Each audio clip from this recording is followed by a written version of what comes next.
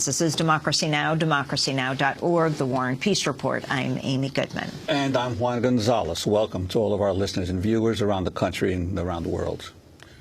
2 days after the mass shooting at the Washington Navy Yard, investigations are underway into the gunman Aaron Alexis's deadly rampage that left 12 people dead.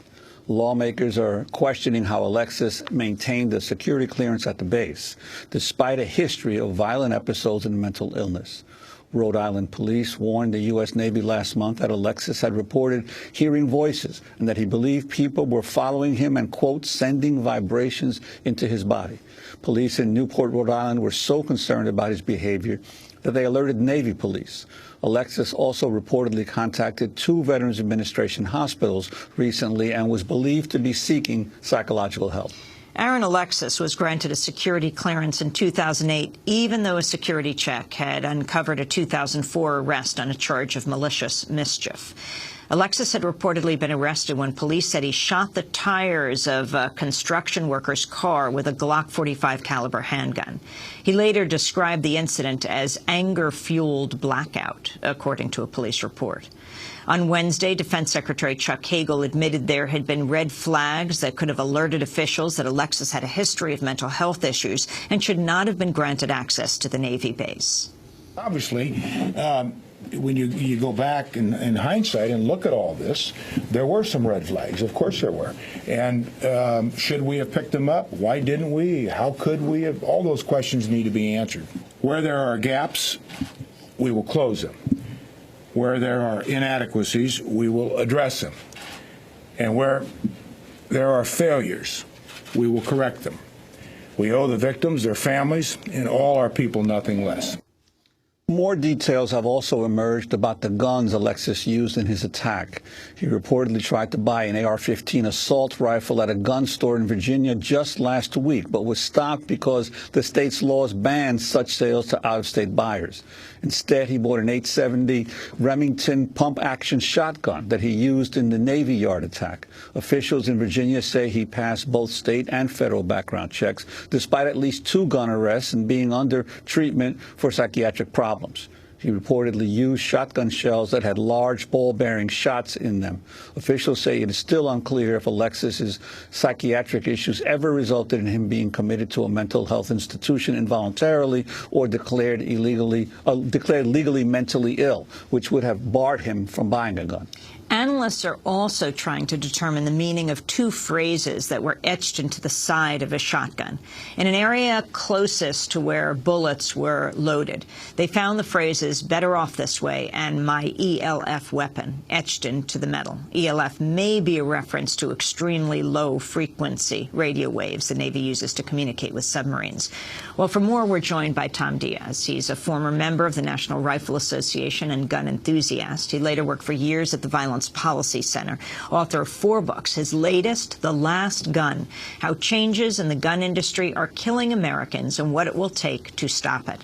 Welcome to Democracy Now!, Tom. You're speaking to us from Washington.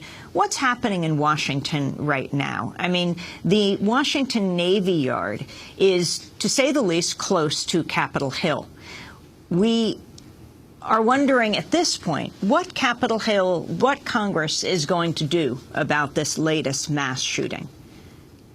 Well, I think Congress has already done what it's going to do, which is pretty much nothing.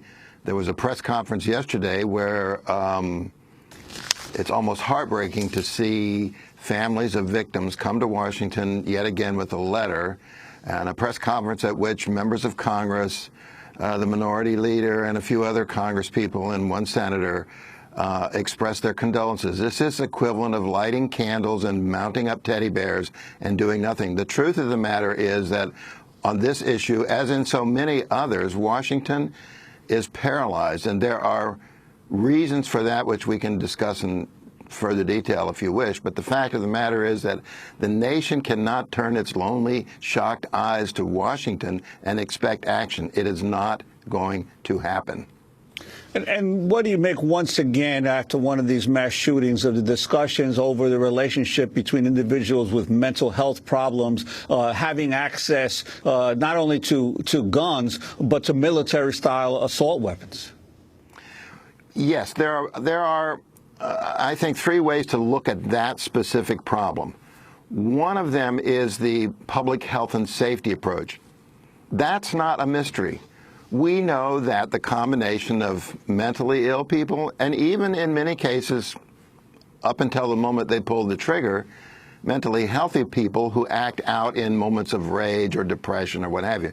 We know that when you take that combination of mental state and combine it with a firearm, you have a recipe for trouble, as we've seen over and over again, and increasingly so in the last year. We know what to do about that. What we don't have is the political will to do about that, and we talked about what's not going on in Washington. There are reasons for that. My own personal view is that we are at a defining point in America. What kind of society are we going to be? There's lots of fine talk. You could go up to Capitol Hill every day. You can go to the White House, had something to say about the president doesn't accept these increasing mass shootings as the new normality. But the fact of the matter is, it's what we do, not what we say, that is going to define this nation. Countries don't slip into really bad places in history by being taken over, as a general rule. They slip into being in a bad place because they don't pay attention, or they're not willing to stand up and take action. And I think gun control is one question, but a deeper question is Americans need to ask themselves, who are we? How do we relate to other Americans? Are we willing to accept this? So perhaps that's too broad an answer to the question. The specifics of separating specifically mentally ill people from firearms, which, as you pointed out, Juan, are increasingly military style, almost exclusively in the civilian market. Again, we know what to do there. We cannot muster the will to do it. The existing law and regulation is extraordinarily vague and narrowly based. It's as we've seen in this case and other cases that I know of, where people who have clearly evidenced mental illness but have not had the specific triggers that the law requires, being involuntarily committed, for example. Everybody around them knows they're mentally troubled, but they still don't fit into the system. After an incident like this, quite typically everybody in the spectrum, whether they're pro-gun or anti-gun, pro-gun control, pro-access for everyone, will say, oh yes, of course, troubled people, mentally ill people should not have access to guns. And it sounds like this is the mythical third way. Well, we can all agree on that. Let's get it done. But then when it breaks down to the details, divides start. The National Rifle Association will say, for example, well, yeah, we support that, but we don't want veterans who come back and are temporarily troubled with post-traumatic stress disorder. We don't want them to be banned for life. And frankly, mental health advocates will say, well, we don't want the stigma attached. There are people who have moments of depression and they get treatment and they're out. So what happens is this whole unanimity of opinion gradually collapses and waters off. And given the inertia in the Congress, there's no national action. Speaking to the Spanish language network Telemundo on Tuesday, President Obama said the spate of mass shootings in the U.S. should force lawmakers to take action. The fact that we do not have a firm enough background check system is something that makes us more vulnerable to these kinds of mass shootings. And you know, I do get concerned that this becomes a ritual that we go through every 3-4 months, where we have these horrific mass shootings, and yet we're not willing to take some basic actions. That was President Obama. I think it has been speculated that if the rate of mass shootings continued, there will be 14 more before President Obama ends his term. Tom Diaz, what are simple measures? I mean, President Obama isn't even pushing in the way that you would think in a time like this, laying out a bill that would go to Congress. But what do you think needs to be passed in Congress, and why isn't it happening? Well, in order of priorities, I mean, if I told you my dream bill, It would be much broader than what I think is even practical to think about if Congress were willing to take action. One of the first things, and you made reference to it, Amy, when you talked about what is it going to look like in the future, and that's an important thing to think about. We're talking about right now, what is it going to look like 5 years from now or 10 years from now?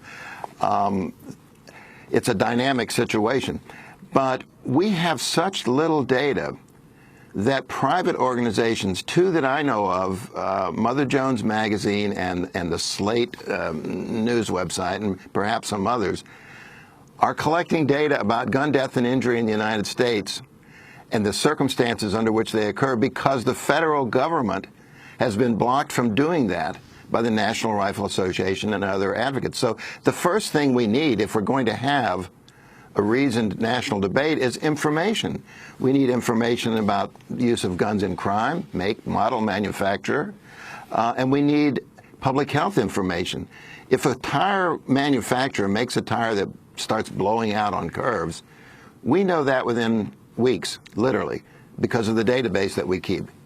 If a gun manufacturer brings out a new gun that becomes very convenient for mass shootings or accidental shootings, we have no way of knowing that. That data is locked up as tight as it can be. So that's the first thing. We need information.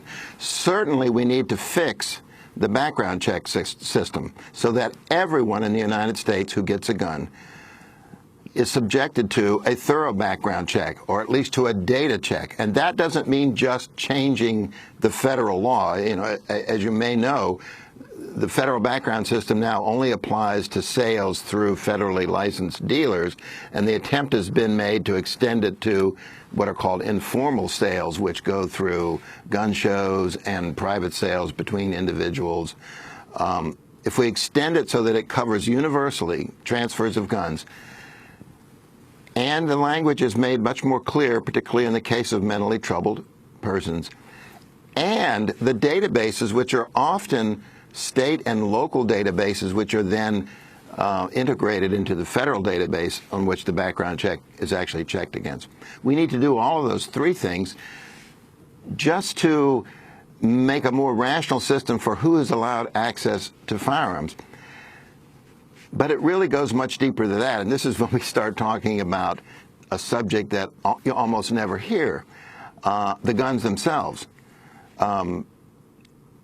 When a very similar shooting happened, the horrible shooting at Fort Hood, and Major Nidal Hasan, who has now said he did the shooting, so we don't have to say the alleged shooter, the Department of Defense did a report, a review, and it never mentioned the gun.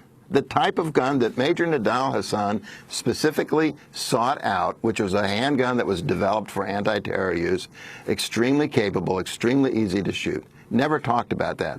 The U.S. Congress, the Senate, did a report on the thing. Never talked about guns at all. For some reason, we want to look at everything but the elephant in the room. So the final step we need is a informed national debate about what has the gun industry done, and that's the theme of my book. They have now made militarily derived weapons the norm in domestic civilian commercial sales.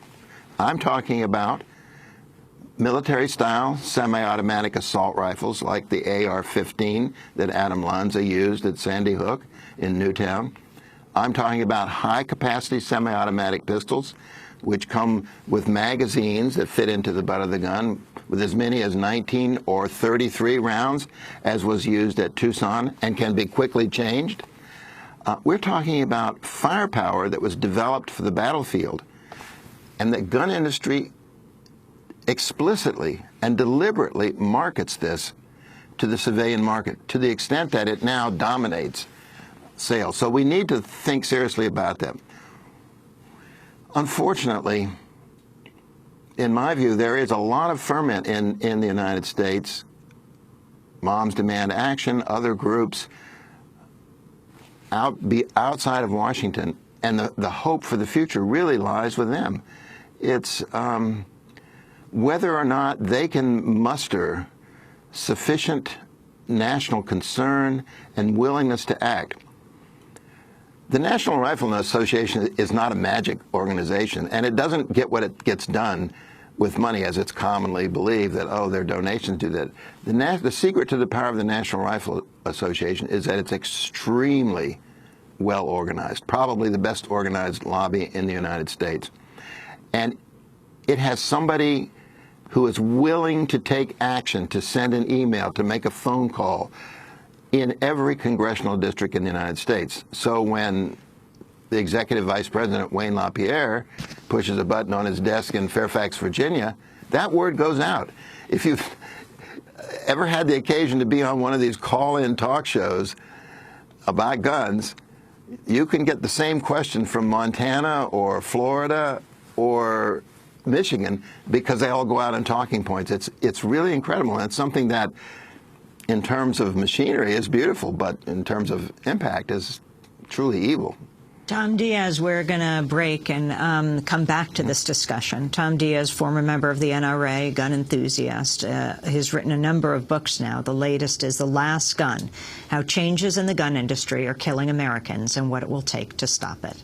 This is Democracy Now! When we come back, the mother of a young man who died because of gun violence in Chicago will join us. Stay with us.